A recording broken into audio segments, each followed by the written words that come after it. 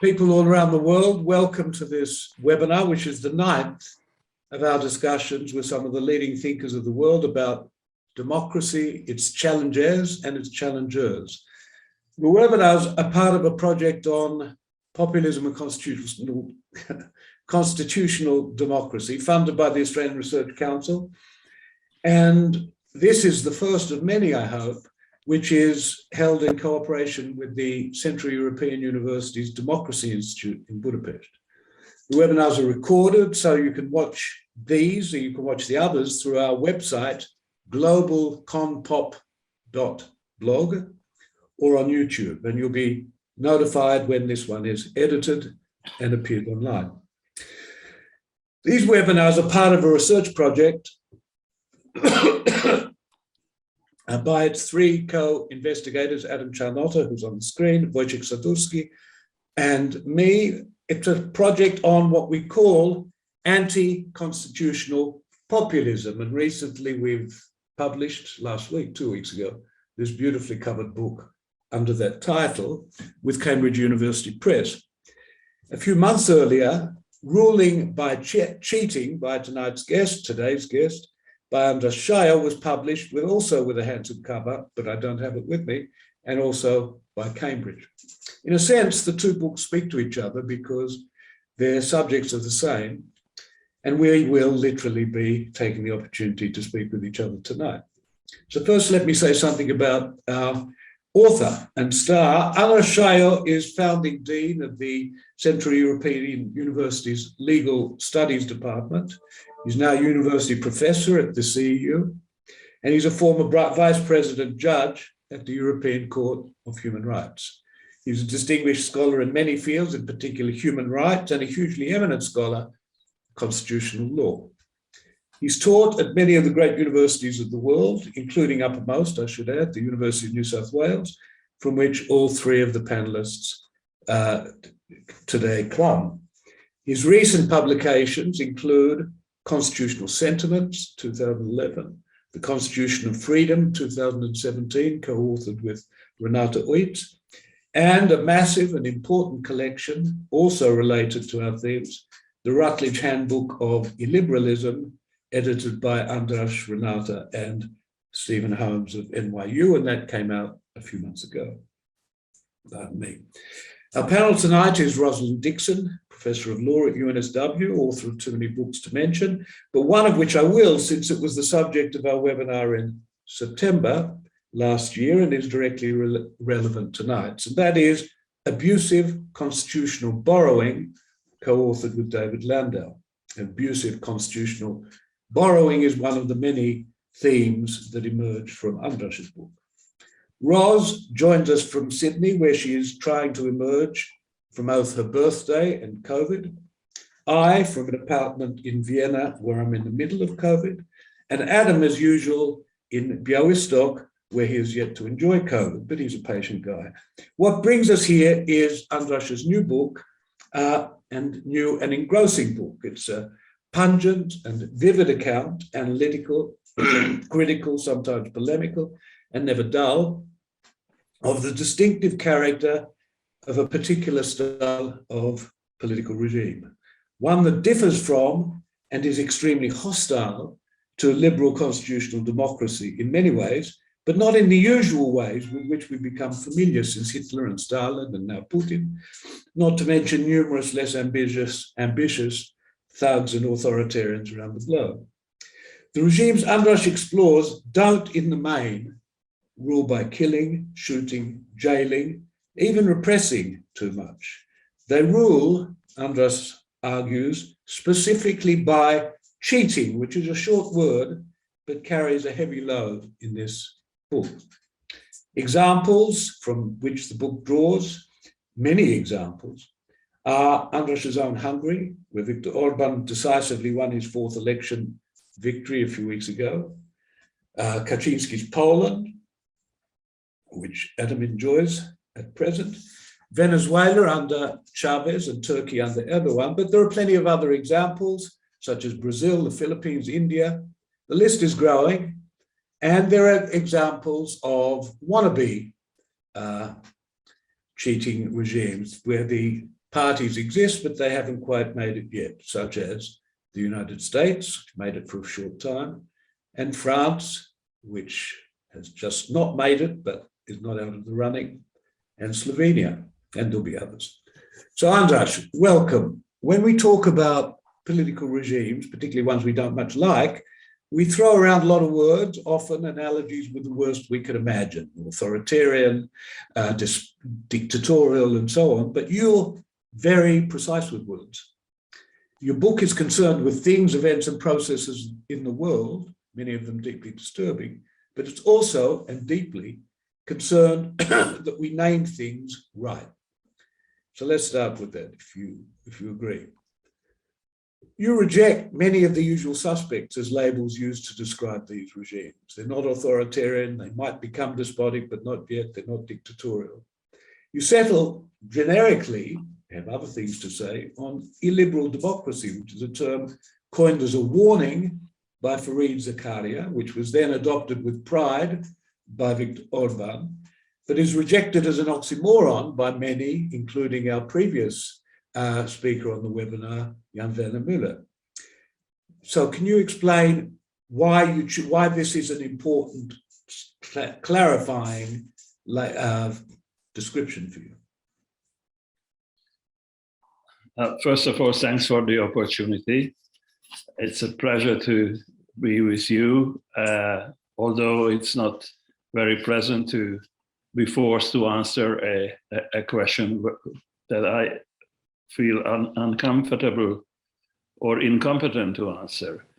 I have a rather pragmatic position here, something that goes back to medieval disputes between nominalists and realists. So whether a word really, a rose is a rose or only a name of a rose. And to some extent, I'm afraid that this debate that consumes so much energy regarding what's authoritarian, what's not, this is just the outcome of a labeling war, an important war, no question about that.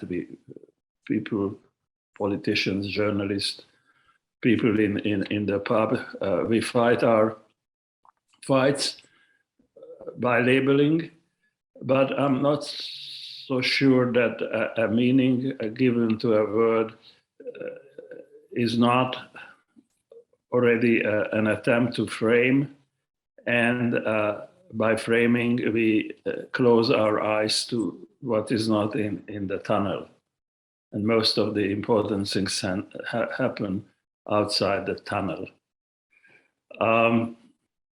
So I use the term because it comes from the master's mouse, or the horse mouse, but it's probably better to call this person the master. I don't mean Zakaria, of course. I mean Orban.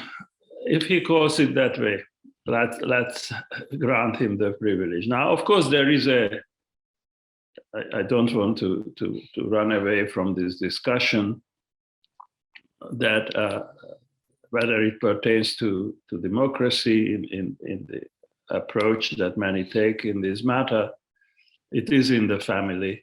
So there is a family resemblance, and therefore it's appropriate to use the term.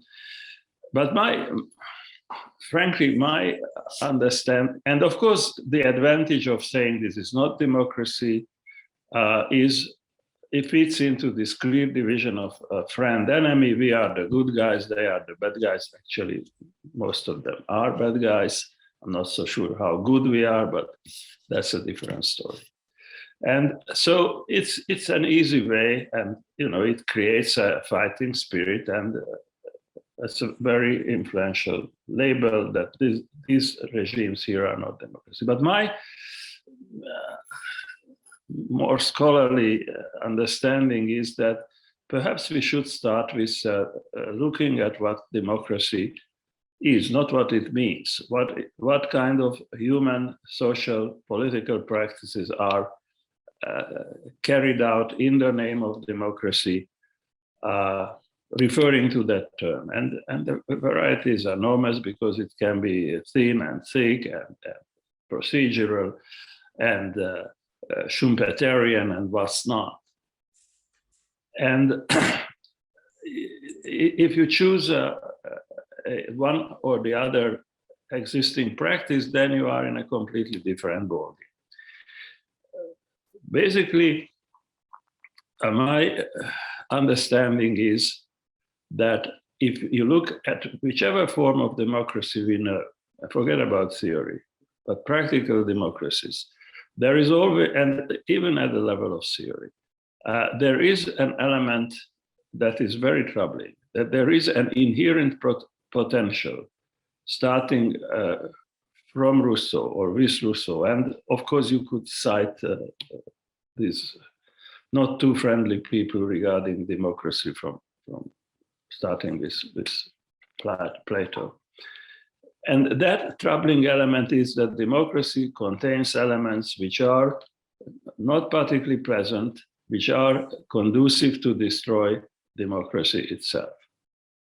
Secondly, democracy is something that is or is not accompanied with, let me use another inconvenient word, with liberalism. It has a potential to disregard liberalism. If you look at practical at democracies as they exist, it's a lot of illiberalism accepted, brought in, or even sustains democracies. Can you give some examples of that? Of what you have in mind by liberalism and that? Yeah. So just to take one example of illiberalism that sustains democracy, consider the role of religions as they are accepted by the state, by the constitution, can be rather liberal, but very often in the name of granting religious freedoms, you endorse very anti-individualistic, anti-liberal practices and traditions. I think if you take just this pending case in the United States Supreme Court, the 50 hours prayer case, the issue is really about a very illiberal imposition granted by or in a democracy. And this is just a very simple example, and you can go very far with how far-reaching theocracy, state church becomes an inherent element of a democracy. And people stand up for it in a democratic way, and they might be right to do so. I'm not putting this into, I don't want to question it. I'm trying to describe certain elements that do not fit in the origin, in the standard description of beautification or beatification of democracy. It's a tool, and a hammer can be used for many purposes. Now, there is a further problem. It's not just the use, but it's a question of what kind of metal the hammer is made. It can be broken at a certain point. I see that there's a much more interesting question coming, so I stop here. Well, I don't know if it's more interesting, but so one of the things that strikes one in the book is that whereas so much of the polemic sees illiberal democracy or sees populism, as it's often called, as a kind of hostile takeover, you see it as the development of inherent possibilities, potentials, and pathologies from within the source itself. And one term that you do stress about the incarnations we have now is plebiscitarian, populist, and a third term which goes with those, Caesarist. You focus on these elements, and could you tell us a little about what's important about them? Yes. So again, I thought that because I don't think that this is it is destroying democracy, no question about that, but it destroys using the potential of democracy. And this is something that exists. It's not something imposed. It exists. It's inherent. And it was used in history. And it is, you know, the more you read so-called old stuff, the more humble you have to be, because all what I'm saying is summarized in 3 pages in Benjamin Constant. It's about usurpation, and very little one can say after that. And he, although he's not that much interested in the plebiscitarian aspect of Napoleon I, but both Napoleon I, who was not a great democrat, I think we can agree on that, and Napoleon III, who pretended to be, they relied heavily on plebiscite. And all the time they were confirmed in plebiscite. And there are these stories that Napoleon I doctored the data, the figures, and his handwriting is on the numbers, but he changed it by 2 or 3%. He was endorsed enormously. And of course, all these things are always manipulated. He sets the terms, but still, under those terms, he was popular. He was popular even after Waterloo. I mean, if you read if you go to the Broadway show, if you have the money to watch Les Miserables, then you will see that he was, even after his death, he was adored. So now, plebiscitarian. So there is a form of democracy where the leader is endorsed by the population and continues to be endorsed by the population. Now this, at a certain point, of course, moves into dictatorships simply, again, to use a very, it's more a slogan than a scholarship, but I think it's very deep scholarship that with plebiscitarian leadership, you have power and more power and more power. And once you are in this power game, you can't stop. You have to continue to increase and centralize power. So that's the problem of plebiscitarian democracy. But it's still something that is based on popular support. Again, you can say that popular support is one thing, democracy is another, but then we end up again in a war about the meaning of democracy. Popular support, whether you call it democracy or not, is a major source of legitimation. That's probably, if you ask an ordinary person, it's equally good for us to say, okay, this comes from the people, or this is democratic. I don't think that they will make a clear choice in these matters. And what matters here is what ordinary people say, not what we scholars claim to know, because it's a legitimacy thing that is related to grassroots, those people who vote and who don't go out on the street to demonstrate against the regime. Now, a supporter of these regimes could have said this, that we're here because we're popular, but you're not a supporter of these regimes. And one of the things, the central theme, the theme already captured in your title, is that while it's good on the one hand, pardon me, that the regimes don't kill, well, some of them do, but most of the ones you're centrally concerned with don't kill, shoot, repress, they cheat. And cheating, which is a general, very familiar word, has a particular significance in your book and in the many illustrations with which the book is abundant of how things are done that are not simple lies. They're certainly not kosher by, well, maybe they are kosher by certain rules of the game, but they have this quality of cheating. And since that has become a sort of technical term in your book, could you say a little about what it distinguishes that? from other sort of Yeah. standards. Right. So most of my interest was primarily in the technique of the exercise of power at the level of law.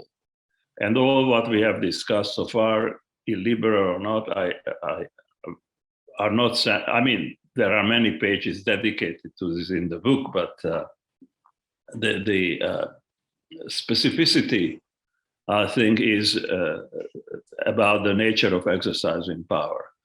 Now, the nature of this power is to create a domination by dependence. That's how you sustain. The dependence necessitates centralization and redistribution, allocating power to cronies. But all this has to be done within an existing frame that is offered and partly pre-existing, partly culturally embedded in law and in the legitimacy created by law. That's very important. Legitimacy created by law and the democratic processes.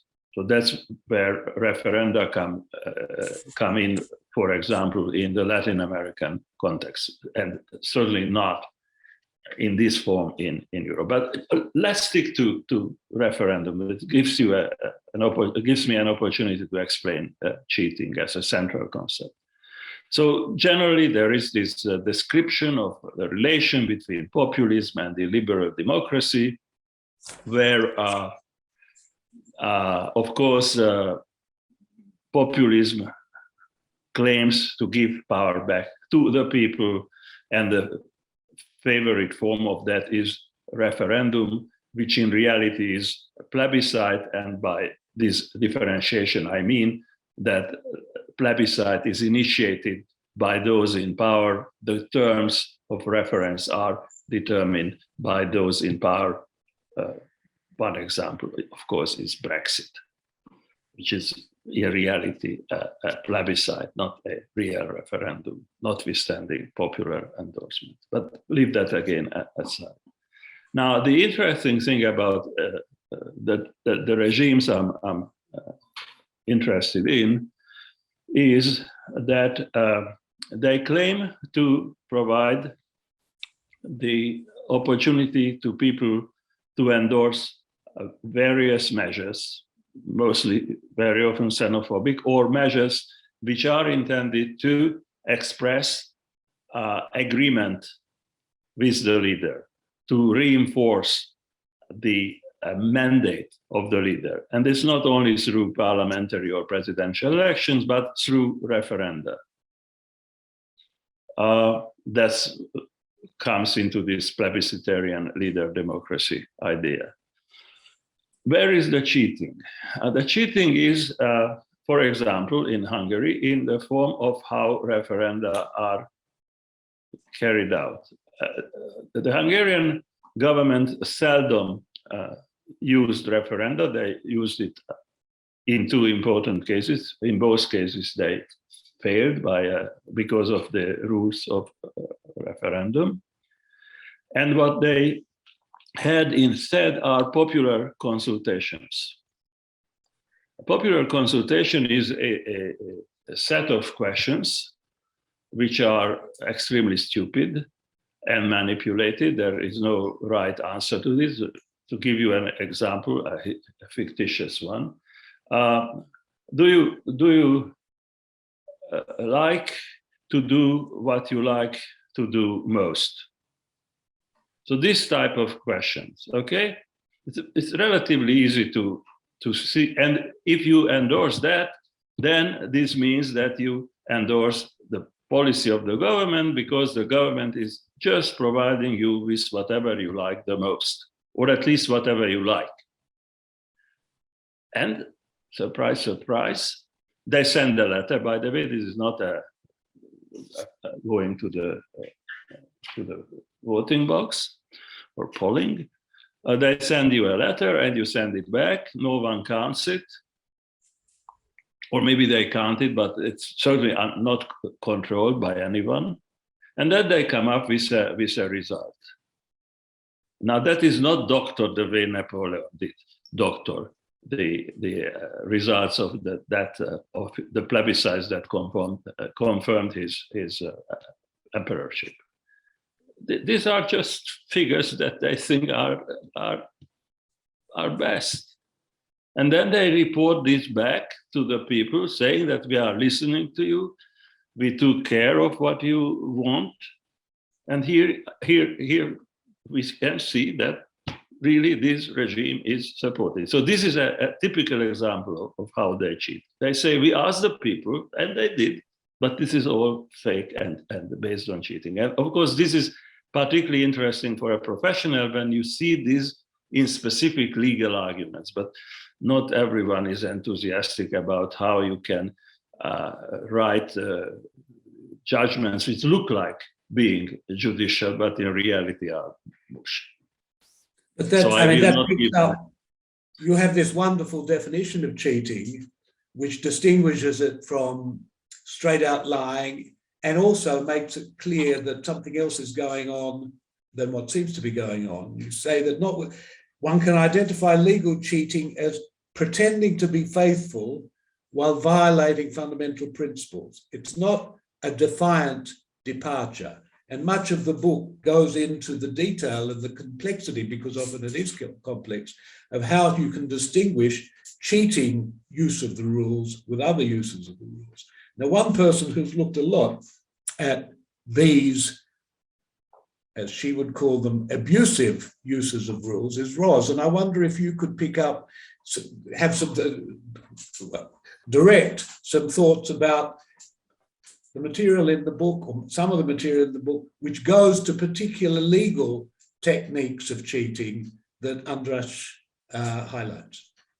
Thank you, Martin, and thank you for the opportunity. And congratulations, Andras, on what is a tour de force of a book. It's a pleasure to be part of the panel.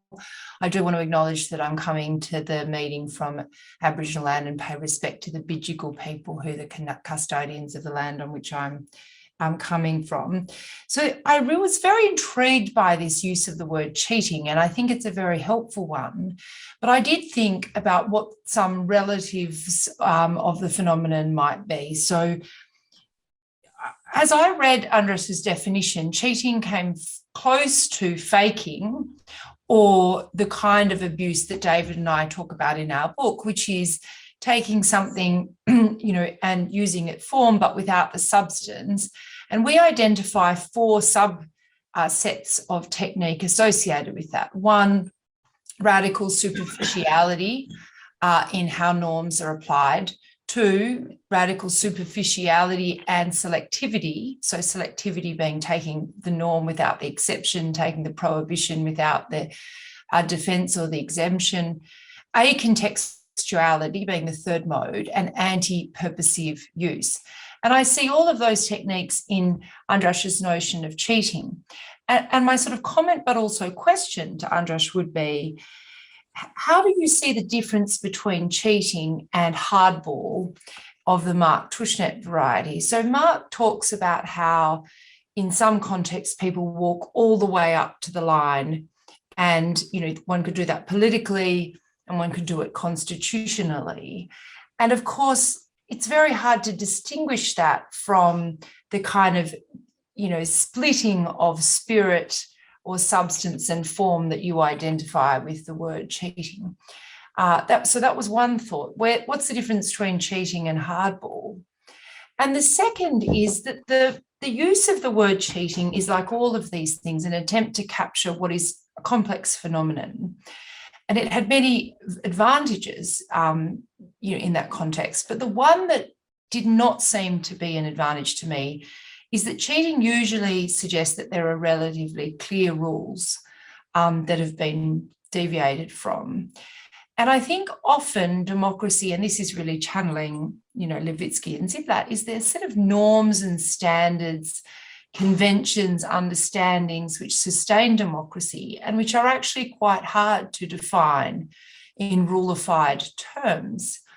And that makes it difficult to talk about cheating as opposed to subverting, abusing, faking, rather than cheating as something that invokes a more rule-like conception of democracy. So over to Andras, perhaps. Well, thanks.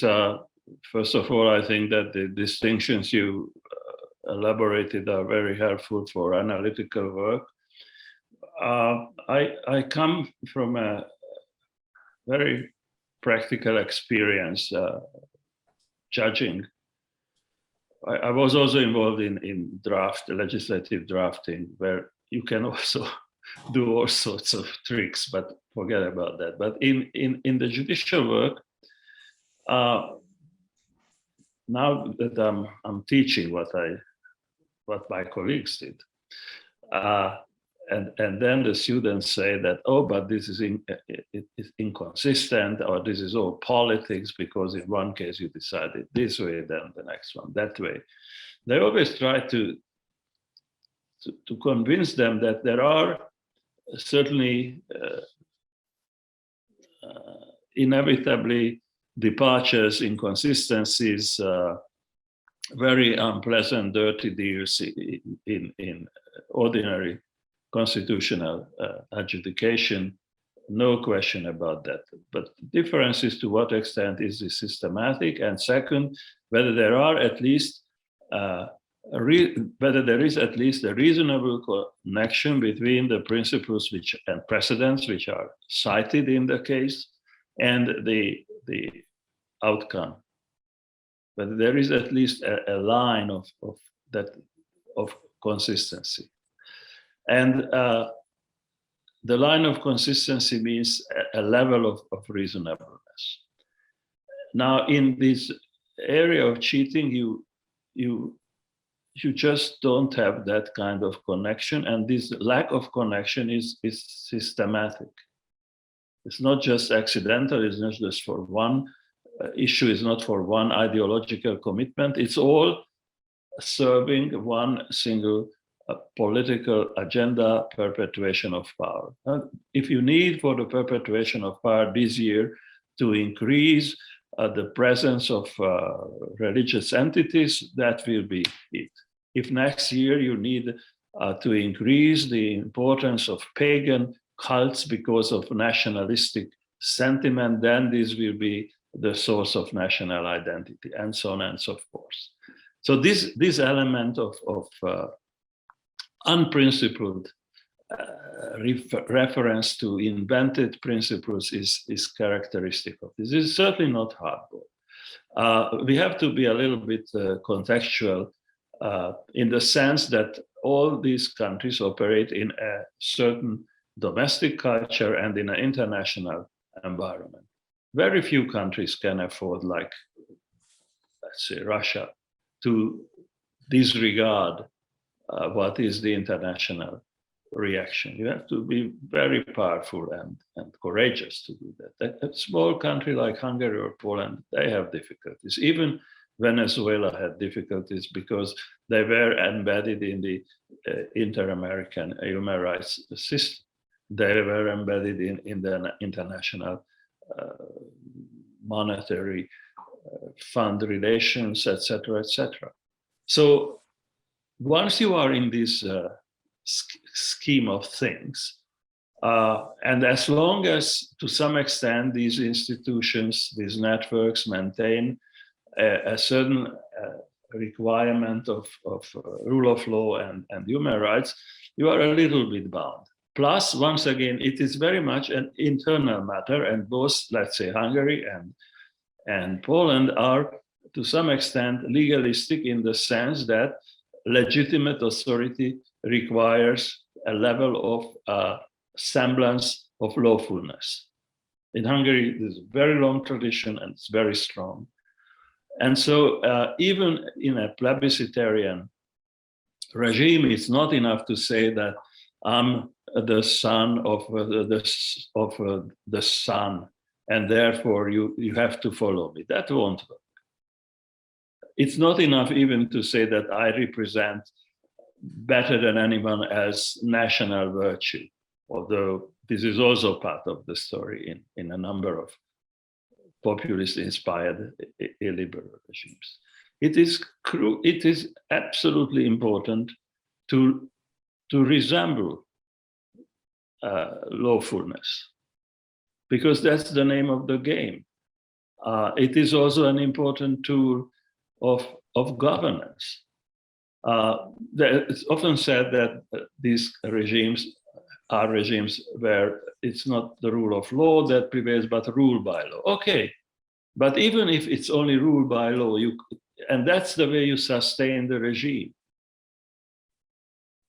You want to create a legitimate title on property, so you cheat in public procurement. But of course, you have to show that the way you accumulated property through public procurement, winning all the time public procurements, comes from a legitimate public procurement. Otherwise, your property will not be safe.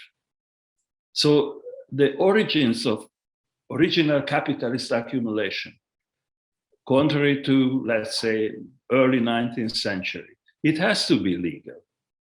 And once this is so important for the regime, the whole operation must fit into this mentality of legality. And once again, European Union requires to play by the rules. But playing by the rules here means that you will cheat on the rules. You will cheat the European Union, which closes its eyes, of course, no question about that. So it takes two to tango, right? But it has to be legal. And that's where cheating comes in. So it's not hardball, not at all. It can't be, because that would be delegitimizing, where the frame of reference is so legalistic. Do you want to follow up, Ross? I do have, a sense that, of course, hardball to me is very different, and I think you rightly make that distinction in the book and orally. But I think cheating works more easily in relation to European norms because of their more rule-like quality. And for sort of norm violations of the spirit of democracy, I think it is harder. And it's interesting that you use the word trickery, because trickery is a different phenomenon to me than cheating, which is, if we play cards, we might induce our opponents to bet too much by bluffing, by some sort of shenanigans that fall short of cheating. And I think that as a metaphor for the phenomenon you identify, it's appealing but imperfect, because it fails to capture the degree to which playing with the appearance of legality is what is at stake. And that's where your interest in the techniques has very much a common cause with stealth authoritarianism, Kim Lane Shepley's Franken-state idea, and David and my abusive idea. But I think that cheating is both a deeply appealing way of explaining it, but perhaps assumes too ruleified a basis for some of the norms that are at the domestic as opposed to the transnational level. Probably I'm too much of a law-abiding citizen, so I had difficulties in creating and going through all these various levels of how you abuse the law and also democracy and power. But I just thought that this is a catch-all word. Tricks are a little bit less. They do not catch everything that I have in mind. After all, I was a very poor bridge player, but I remember that when you send certain messages to your partner, that's also intended to trick the other two. So I try to convince my partner or send a message to my partner about what kind of cards I have, but it's also to mislead a little bit those who are in the other camp. That is pretty much within the rules of, and even in the spirit of bridge, right? Now that's point number one. Point number two, it's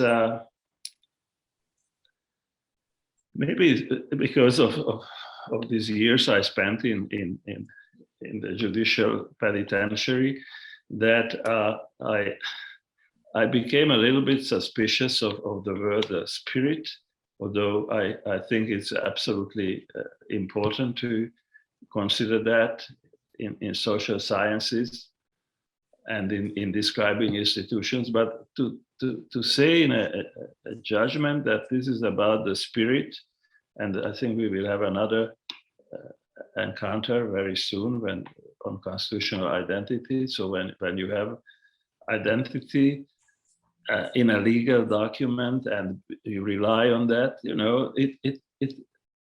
it goes. It's unruly. It's unruly. So I think that to allow the spirit to prevail in formal reasoning when you don't have criteria for the spirit, that's for divinity, not for law, not for political decisions. I know it's emotions are important and spirit and emotions are close, but it's suspicious. It's suspicious, and I am very reluctant to provide an analytical analysis based on terminology that describes something important, but invites to sorry to say, that invites to abuse.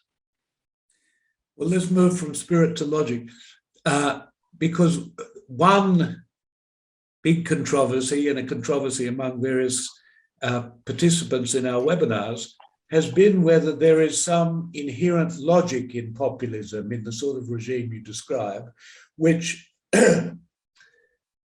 once you can characterize it appropriately as a populist regime, you will know various other things about what it does. And it seems clear that you believe that there is a logic in these sorts of regimes. One thing leads to another and associated with another. Another contributor to the webinar, Bojan Bugaric and Mark Tushnet, who was just mentioned, gave us recently also published a book, Power to the People. Bojan is in the audience, I see. And their view is, no, there's plenty of sorts of populism. There are these sorts, but it's not through some sort of inherent logic to the populist element in the regime. Rather, that if a regime is authoritarian populist, it's authoritarian masquerading as populist, as they quote another author saying. Whereas my sense from your writing and my personal sense, is that there's more to it than that. This is something that Adam has been engaged in and thinking about. So I'll ask him to further that sort of question. Right. Thanks very much. Thanks, Andras, for the book. I really enjoy reading your book, and it opened my eyes to some degree. But it's when I read this book, actually, it is in the represents, from my point of view, first of all, this empirical shift in the constitutionalism, which in the center in Wrocław we try to do, and I saw that two of my collaborators are in the audience. And then the second, it's also in the tradition of Adam Podgórecki, who many years ago, somewhere in probably 94, 96, formulated this research program to do some research on the hidden structures of law. And it seems to me that precisely what you did in the last part, especially about this legal cheating, is precisely in this tradition of unmasking, on unveiling, basically, the hidden structures of law. But my question here is in relation to this illiberal democracy model. It means you analyze 4 examples. It means Venezuela, Turkey, Poland, and Hungary. But at the same time, it seems to me that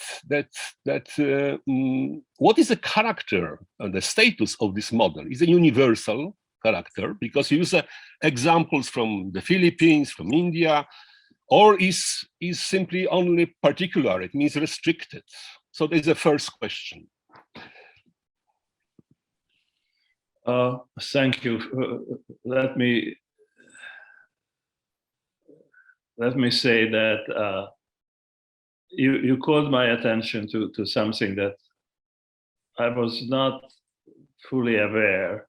I must say I dealt for 20 years with legal sociology, or slightly more than that, and learned a lot from Podgoretsky. So I think that there is something deeply related to that kind of approach, which I haven't realized, but yeah, that's absolutely correct. So thanks, Adam, for reminding me of my roots. Identity is crucial, of course. So let me go back to this question of how universal this is. And let me start by saying that, of course, the book developed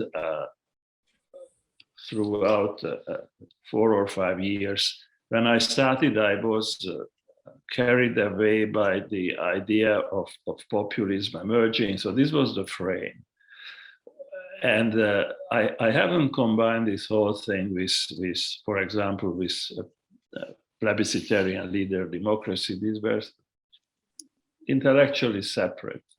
I taught plebiscitarian leader democracy, but somehow there was a lack of combination. And so the paradigm of populist prevailed to my mind. And I think many things in the book still indicate that point of departure. But nowadays, I think that, you know, if my understanding is that illiberal democracy is about cheating, they do cheat even on populism.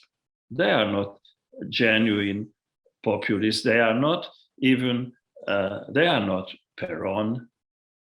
I mean, Peron, I think, would have been a convinced and principled person compared to the pragmatists that you see here. And I use pragmatists here in a not very neutral sense.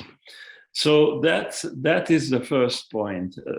It's not exactly populist. It's not exactly authoritarian either. It has a very strong potential to end in authoritarianism. No question about that. And more elements of an authoritarian rule appear. More and more disregard of those who do not pertain to the right people. This division, people and the elite, it's more or less still there, but it's not anymore a difference between the good national people or the good people who were just disregarded by the elite, because the elite is not the right word. They are the elite.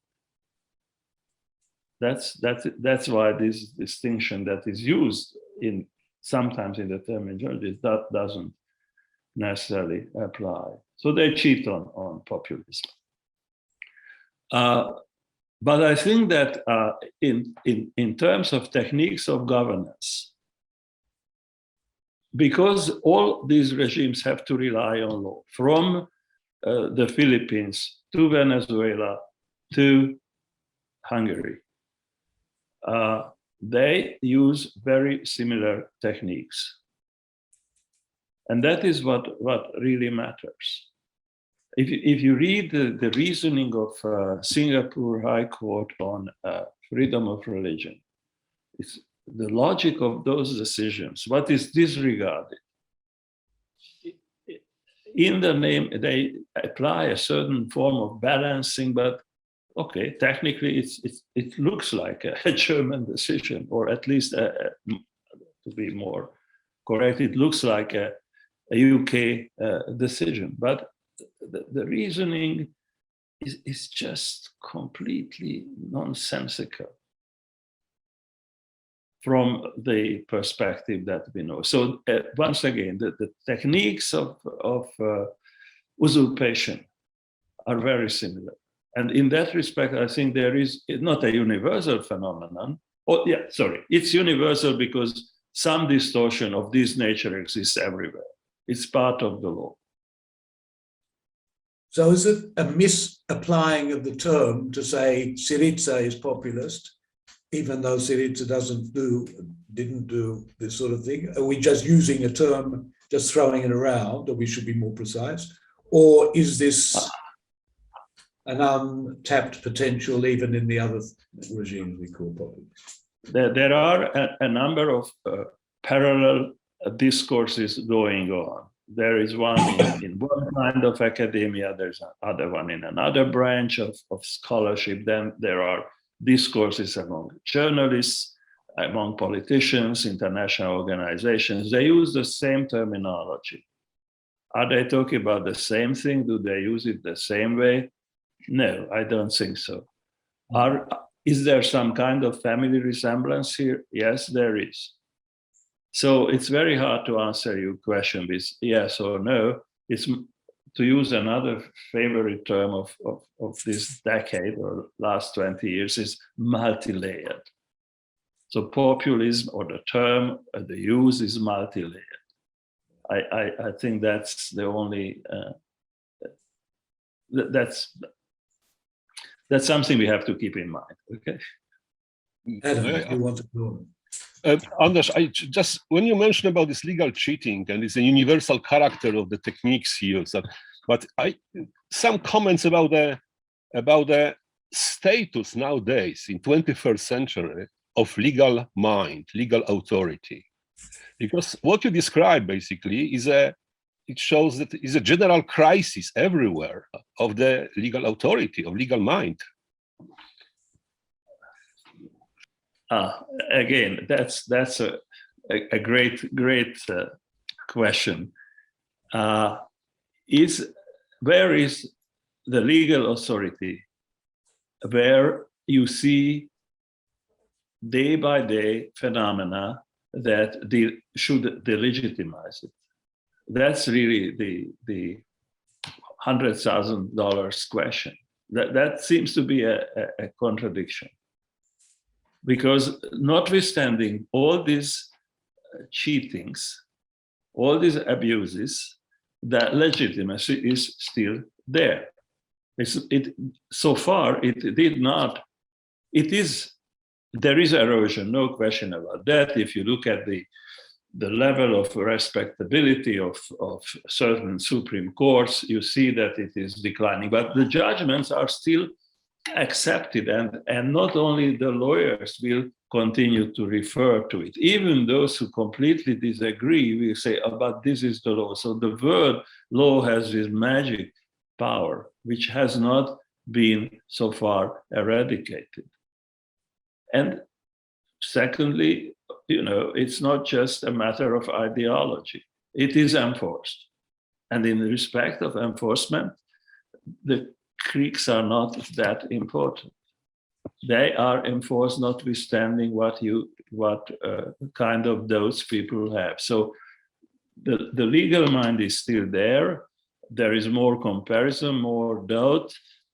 Again, populists mobilize, rely on this, but once in power, they can't get rid of it, or they don't want to get rid of it. Think about the Soviet Revolution, which started with free legal consciousness and revolutionary justice. And of course, they killed left and right in the name of revolutionary justice.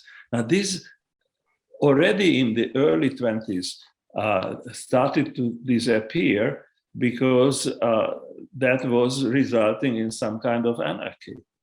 And Lenin said that there can't be two legalities, one in Tver and the other somewhere else. So there ought to be a single rule in order to rule.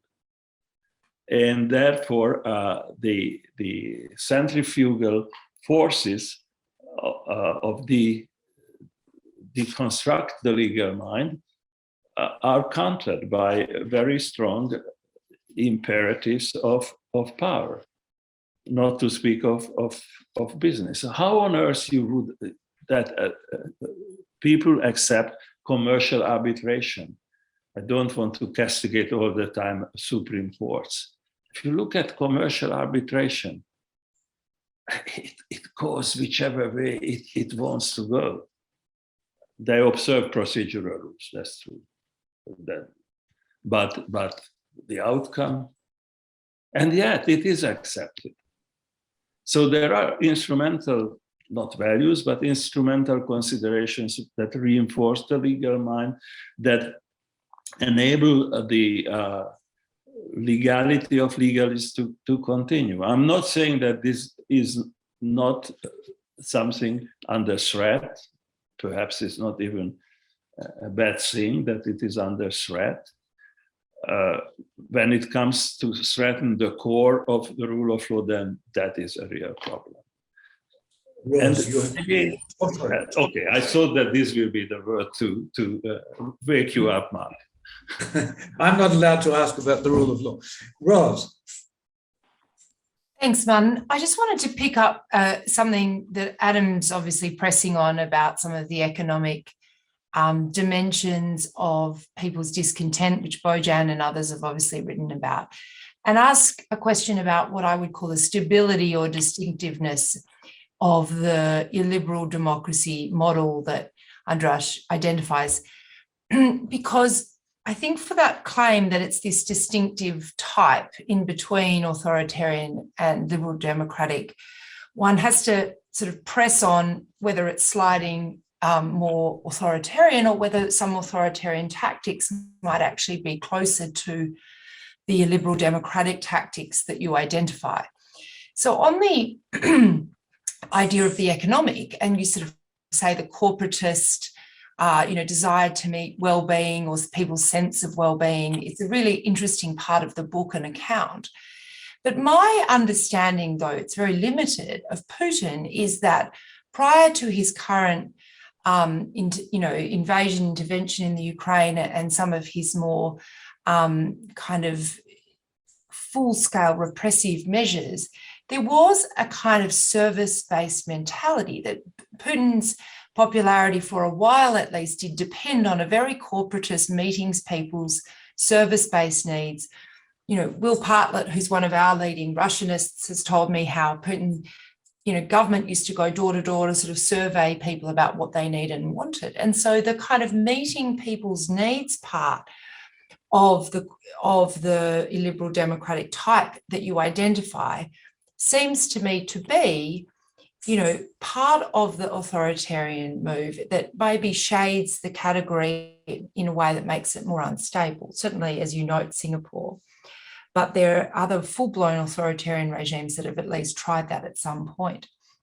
And I guess I also just wanted to press you from the other direction, that one of your claims about it being a third type is that the erosion of gender norms and LGBTQI plus norms has been rhetorical, symbolic, but limited in terms of the actual erosion of fundamental rights and norms of the kind required to count as democratic. And I wondered whether the more recent events since you wrote in Poland around abortion rights, or some of the kinds of developments that we've seen might give you pause in saying that the erosion of gender rights and privacy rights has been limited rather than more complete in the way that would push your regime type further into the authoritarian category. So it's really just a challenge about stability, drawing in, beg your pardon, both Adam's economic aspect as well as my interest in the gender LGBTQI part of the book. Yeah, so allow me to start with the gender story, because this is something that proves also the illiberal potential and tolerance of illiberalism in democracy. So the Polish law was very slightly changed to my mind, in the very wrong direction recently, but it was a minor change compared to what was there already, a nearly total ban on abortion already. The interesting thing being that this was upheld by the European Court of Human Rights, which also upheld the nearly total ban in Ireland. And I thought that the European Court of Human Rights has to reflect a kind of European consensus. And they said that Irish situation, the ban on abortion, this was before the referendum, the ban on abortion is not contradicting European consensus, which was that abortion has to be granted. And in the Polish case, they said, oh, well, okay, the law is as it is, but I don't want to quote because you will tell me that I should put that into the book that I have written if there will be a second edition. So the problem is that the sources of that there was already a situation where it was not too much of a protection, that the disrespect was tolerated. And this was part of the status quo in Poland in particular. In Hungary, of course, the usual way, you just put this under, you turn this into something less disputed. This changed in the last 2 or 3 years dramatically. But traditionally, there's a famous story or anecdote, but I think it's true. When Orban came to power earlier, in 1998, the zealots wanted to ban or restrict abortion considerably. And the very liberal Hungarian Constitutional Court,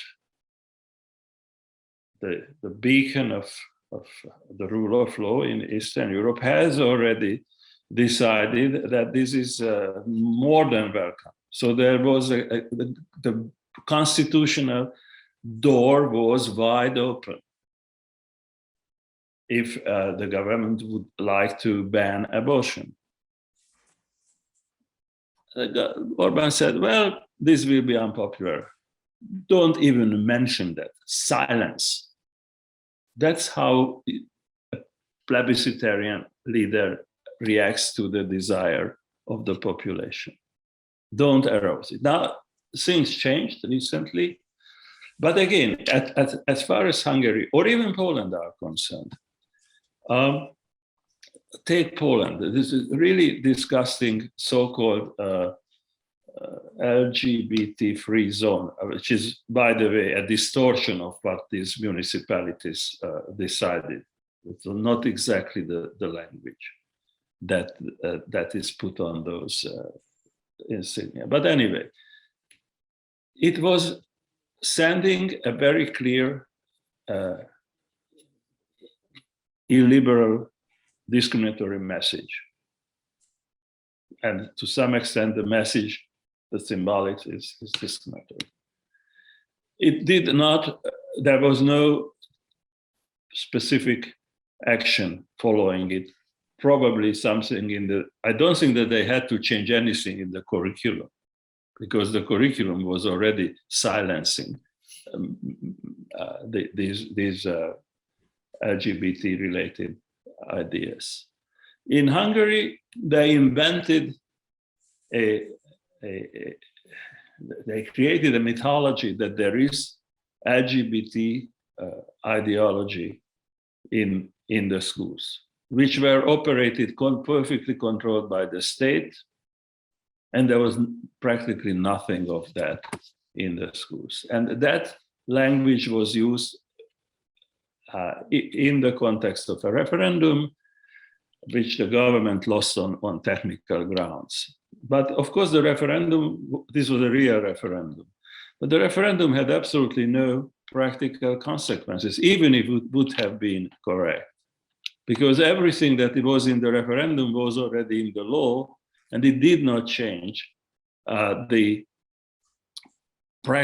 change minimally the practical consequences. The only problem is whether you can present, it's not clear to what extent you can present primetime gay relationship on television, which is a problem for EU law. That's the maximum. It's not clear. It's a rule of law problem that they've created. But and it's inconvenient, and the message is clear. But it's not Russia. They are not directly. I'm talking about Russia 10 years ago, or 15 years ago. Yeah, now it's 15 years ago. Masha Gleason wrote about this incredibly dramatic pages. So that encouraged actual violence. The law has not been changed in the sense of recriminalizing homosexual relationships, not even in Russia. But the message in Russia encouraged existing aggressive physical violence based on stereotype. That's not the case in Hungary. So that's a very complex thing, but it's not at the level of direct, legally noticeable change. It's in this case, okay, let's use the word spirit is changing.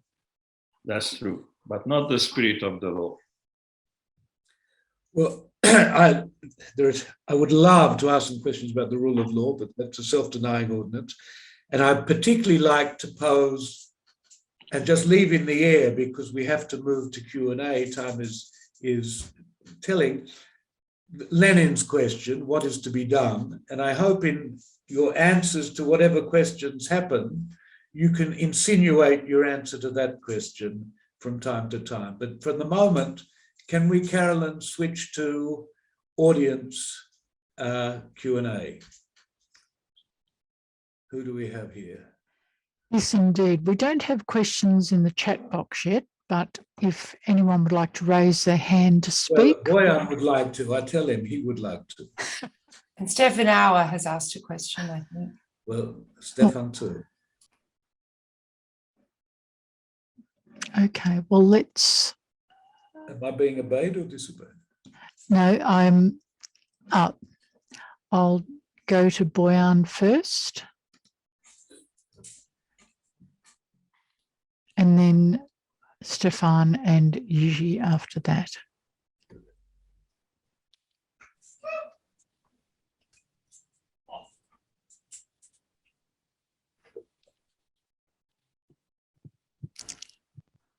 Hello, good morning, good evening.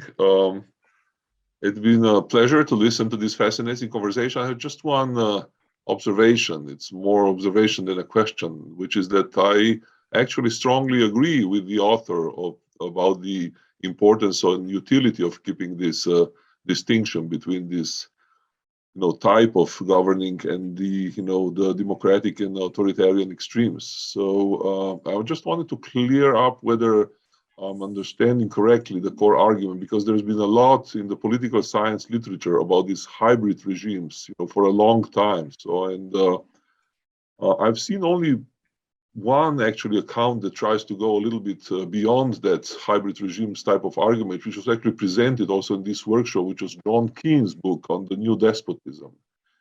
And one of John Keene's arguments is actually that it's precisely this hybridity which brings some of the reason that these regimes are first so new, unique, and dangerous, because they hide many things, but they also abuse the fact that they are pretending to be democracy. And that's contributing strongly to their resilience. So I'm just a question for the author, if we're talking about, I know that there are many adjectives here, that there is a competition among the authors in our world, academia, how to call them, how to name them, but are we talking about the same thing? Thank you.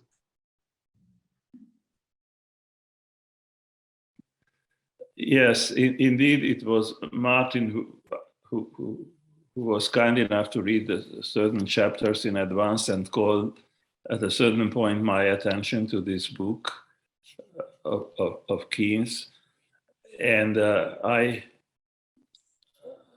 hesitated, as I told you, to refer back to Usurpation by Constant, and then I read the Keene, and I felt that, yes, that's the right approach. Just that these traditional not traditional, unfortunately, these classic expressions describing these new phenomena. So in a way, the phenomena are new, but the roots are going back to at least the 18th century, and there were terms used to describe it. So it's a new form of a well-known form of regime. The problem is that somehow academic scholarship is not willing to go back to these terms because it's too complex, too complicated for political purposes. But yes, I agree that these are new forms reproducing, that they are new forms of usurpation. Yeah, that's what I would say. Could I just read, because it is such a lovely passage, the passage that you quote twice in the book from Constant. Despotism banishes all forms of liberty. Usurpation needs these forms in order to justify the overturning of what it replaces, but in appropriating them, it profanes them. Can't do much better than that. I think that's the heart of the matter, that they, just like they need a kind of legality based on law, they need a form of liberty. Now, how genuine the liberty is, that's a different story. And secondly, again, we have seen in the context of gay rights, the restriction, but it will be very inconvenient to say that certain limited liberty rights do not pertain to gay, lesbian, etc. people. At the same time, they also the leader also has to cater to serve those who are intolerant. And so it's something of serving two types of liberty at the same time and trying to find a balance. Now, of course, this is a kind of liberty that is not acceptable from a liberal perspective, but it is a very special form of granting liberty to all, which doesn't end up in a free society. That's the problem. So again, you are free to express to a very great extent, and even restrict to some extent. So you are free to express your intolerance, anti-gay sentiment, and this is endorsed even by public broadcasting means. But at the same time, you also guarantee that at a certain level, the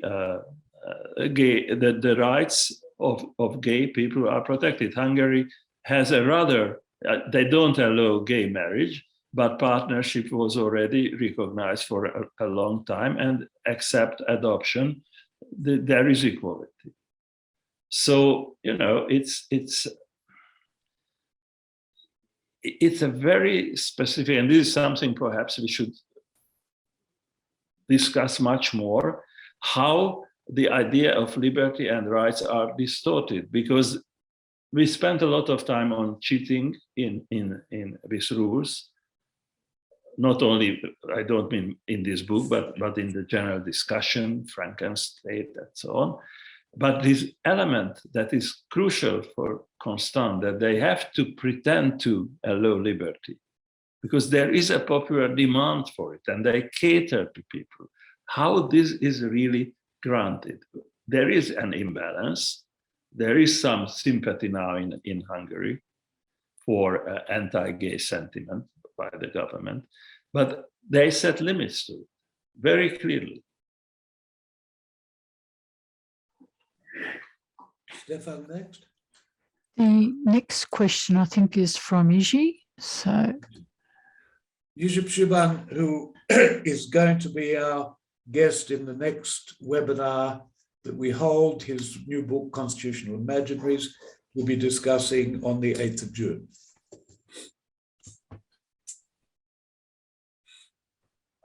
Okay, good morning, and thanks a lot for this amazing discussion. And thank you, Andras, for the book and for its introduction. And yes, the other book, it's my bedside, sitting on my bedside table. It's my good night stories now.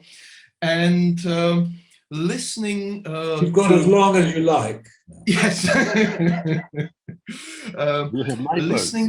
Listening to your most fascinating introduction of ruling by cheating, I was wondering, what is the distinction here?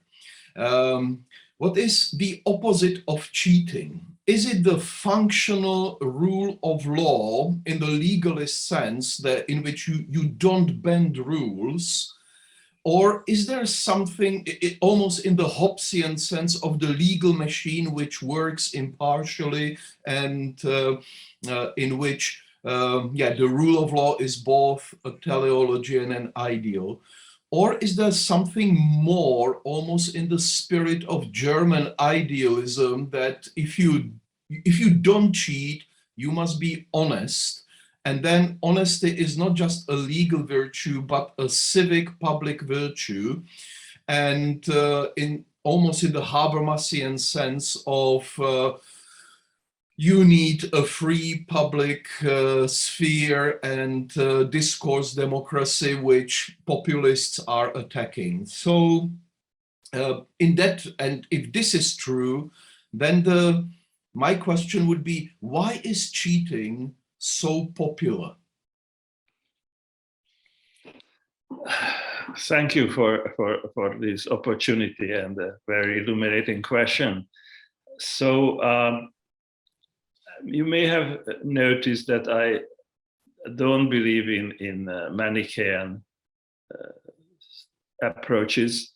So it's not that on the one hand you have cheating and on the other hand you have a perfectly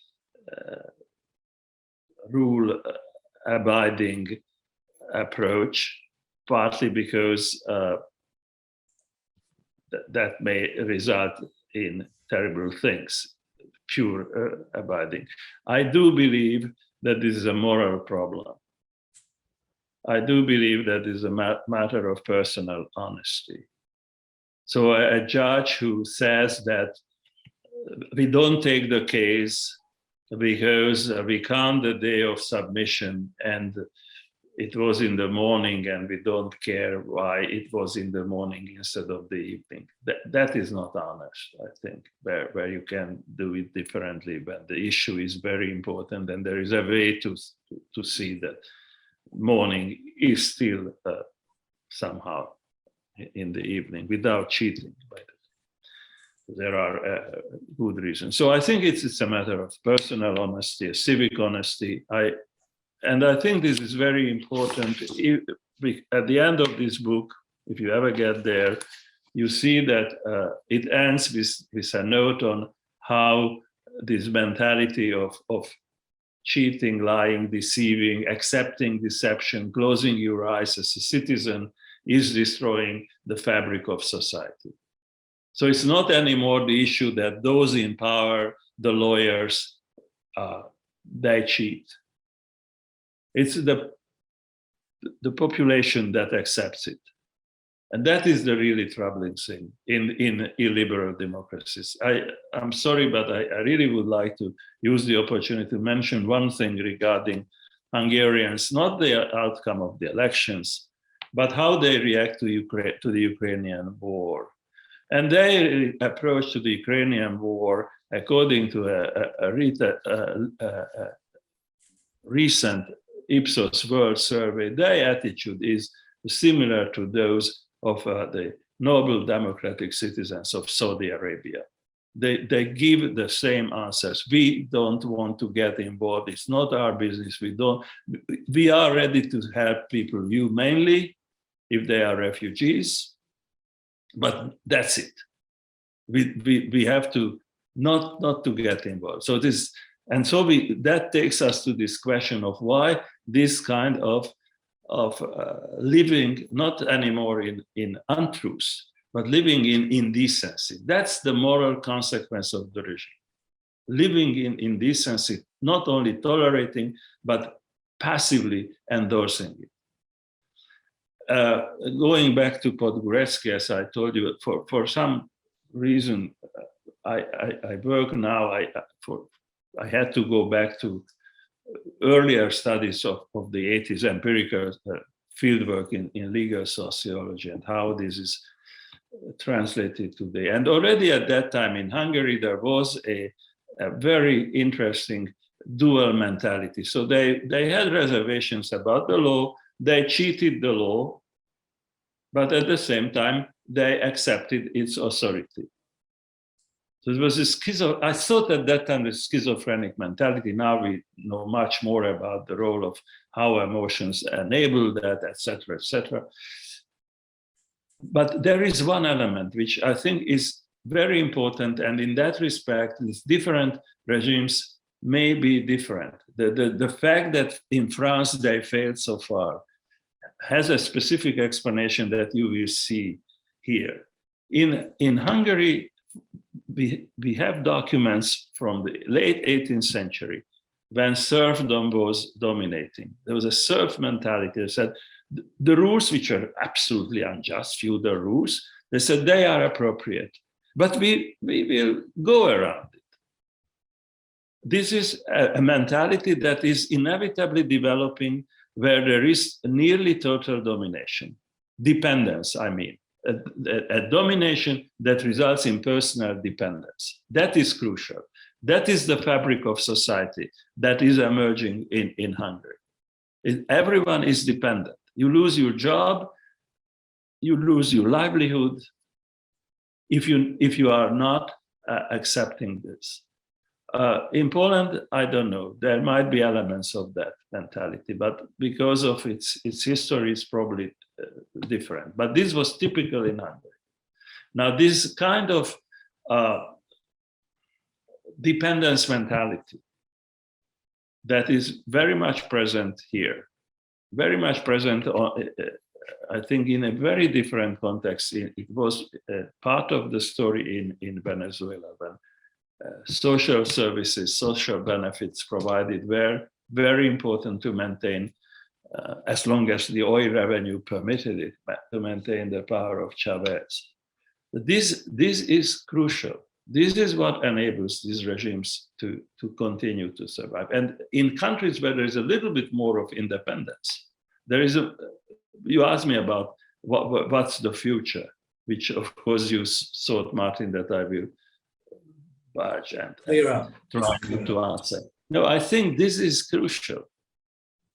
It's an independent mentality based on independent human resources. It's a very liberal credo. And of course, it's very different from legal institutions. But that makes a difference. Look at Slovenia. Slovenia was ahead of Hungary in terms of economic independence. There was a lot of corruption, a lot of Hungarian influence. They tried to manipulate broadcasting. If they managed to manipulate public and private broadcasting for 10 years, that is a completely different ballgame. But there is a window of opportunity. But, you know, in Hungary, I don't know. I haven't opened the window for many years now. Carolyn, I see Ellen's question, which I can end with. Do we have any other questions in the... No, that's the one that's pending. Thanks, Martin. Okay, so maybe because it raises the question of what is to be done, and it also connects to the social fabric, Ellen, I can't see your surname here, Ellen Hinsley asks about what she calls the economic dimension, the perception over the last 30 years of social and economic injustice, and that democratic systems didn't show themselves to be addressing the injustices of economic distribution. That is often argued to be an alternative or complementary explanation of the various malaises that we find in many democratic countries in the world. It may not be an alternative, but to what extent do you think that that is a factor? So apart from the sort of moral indecency of the society, the moral dissatisfaction, disappointment, despair sometimes. Again, this is one of the great debates I am very reluctant to enter into. But I would like to say a few words how this is treated in an illiberal democracy. In Hungary, the government provided social services, rather to a very limited extent, deprived the most vulnerable of the social benefits. So the disabled, the pensions of the disabled, using a trick that came from WHO, they were decimated. And we're talking about 5-6% of the population.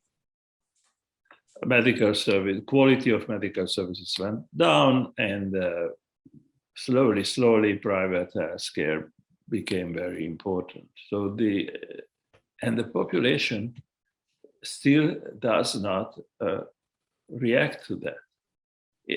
On the contrary, when there is an election, the government immediately distributes incredible amounts of money, and pension is increased. And what is the reaction to that? Think about what I told about this serf mentality. Maybe it's only in television, but I hear this on the street, family. We are very grateful we pensioners are very grateful to the government for increasing our pension. Grateful, that's the word, the key word. It's not a citizen's language. It's not a citizen's mentality. So, and these are economic factors, right?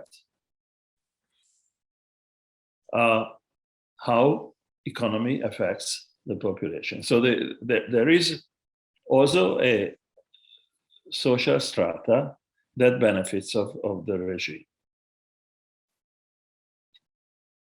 The way to benefit is to accept that you have to bribe left and right, that you have to be loyal, that you have to force your employees to be loyal to the regime. That's the economic basis of a liberal democracy. So what are the reasons? I don't know. I mean, I have my views, but I don't want to bore you with that. But I think it's very important to see how economic reactions work. This is certainly not what you would expect from a populist regime.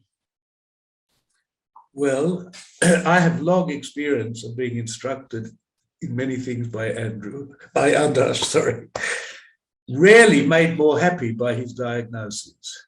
And this optimism is not prominent in what the lessons I've learned, but a kind of hard thought through pessimism and demand that things might be thought about differently and be different is part of the lesson. And that's part of the lesson that we've had today. And I'm very, very grateful to Andras, to you. I'm grateful to the panel, Roz, and to Adam. Grateful to Carolyn, as always, for everything, and to the attendees for attending. Good night, good morning, and thanks very much. Thanks, Martin. Thanks, everyone. Thank you. Thanks. Thanks, Andras.